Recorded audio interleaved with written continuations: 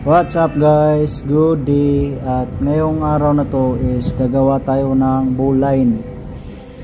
Ito pong tali ito kadalasan pong ginagamit sa barko o di kaya sa iba-ibang gagamitan pang boson chair o gidula.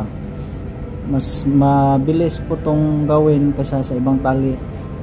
Ito guys, ituturo ko sa inyo kung paano ito gawin. Ito guys, dapat may allowance to konti. Ito mahaba ng lubid. For imaginary lang natin kung gaano kalaki yung lubid mo. Pwede namang mas malaki yung mga pang mooring line. Pwede namang gawin natin o yung 3-stranded na lubid. Pwede itong mga ganito maliit. Ito guys, ituro ko sa first step. Ganito guys, yupi, dandahan lang natin gawin para hindi tayo malito. Ito yung last nya. At itong kuha na to guys, itong last nya na parte ng lubid, naka-eye na to. Pwede naman tong hindi, kasi for example lang naman sa ibang kuan guys, itong kuan na to halimbawa emergency, pabilisan ng kuan para makagawa ng eye. Kaya mahirap na itong gawin guys. Pag halimbawa ito ikuha pa natin, halimbawa naputol yung lubid natin, tapos ito gagawin pa natin, matatagalan tayo. For emergency, naputol yung lubid, halimbawa ito yung line natin, mooring, naputol siya, para mabilis tayo is gagawin lang natin short. First step, ganyan siya, ganyan tayo, yupi, ito yupi siya, tapos ipasok siya dito, pasok dandahan, tapos dito na naman ipasok, tapos pasok na naman dito. Kuha guys, at ito yung tsura nya.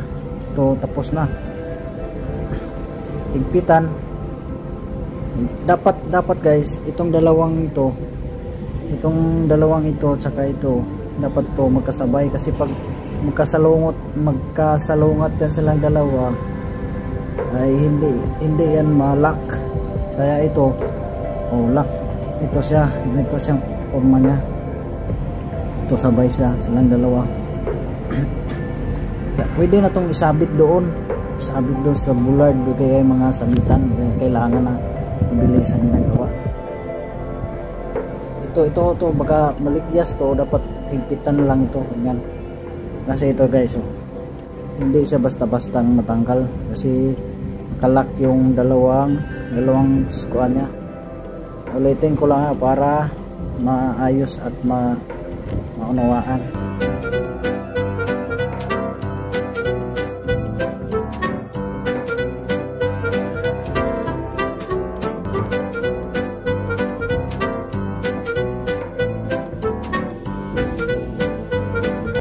Guys, ito siya. Pwede naman itong baliktad, pwede rin ganyan. Kaya depende sa inyo kung anong magandang pwesto nyo, kung anong magandang pinakamabilis na paraan.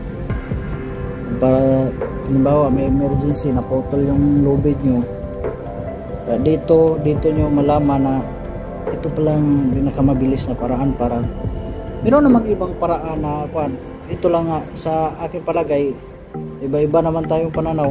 Sa aking palagay lang, ito lang pinakamadali na paraan. So ito yung kadalasan ginagamit sa mga fisherman, sa mga malaking barko, sa mga iba't ibang mga klaseng pwede nga to sa bukid kahit saan.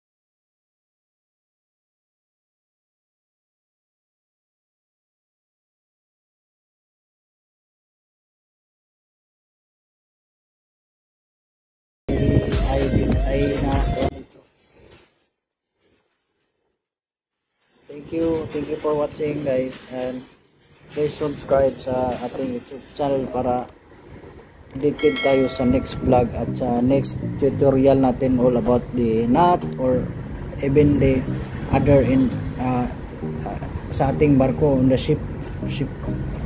Kaya salamat. I-hit na rin ang ating notification bell para updated tayo sa ating next vlog. Thank you.